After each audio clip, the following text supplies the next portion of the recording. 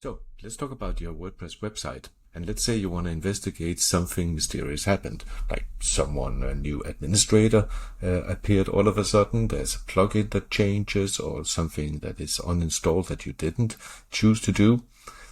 This is a good question. What actually happened? So let's talk about how we can help you with the Events Logger in Security Ninja. It's a very simple auditing system that helps you keep an eye on all the major and important things that happened on your website. When you navigate to it, it will present you a list of time frame, what has happened, how long ago, and exactly what has happened. It allows you to filter based on the different kind of activities that has happened, so you can easily drill down and find whatever you're looking for.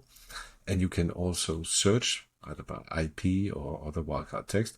And on some of these events, you can check the details to see what else information is available, either about like a banned user, or in this case that there was a vulnerability scan and how many plugins and themes that were checked. We also allow you to change the settings. First of all, you can disable or enable this if you don't need it.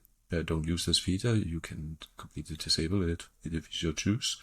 You can have the reports emailed to you every 10, 25, or all the way up to 1,000.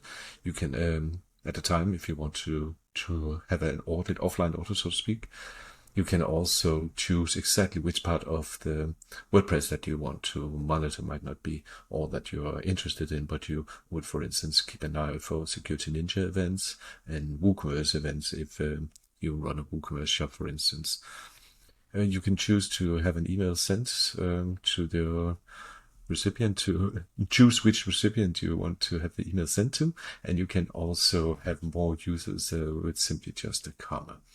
We can also choose like how long we want to keep the retention policy, like how long we want to keep the data, and we keep it for 1 day. We use in this test site, usually we keep it for 7.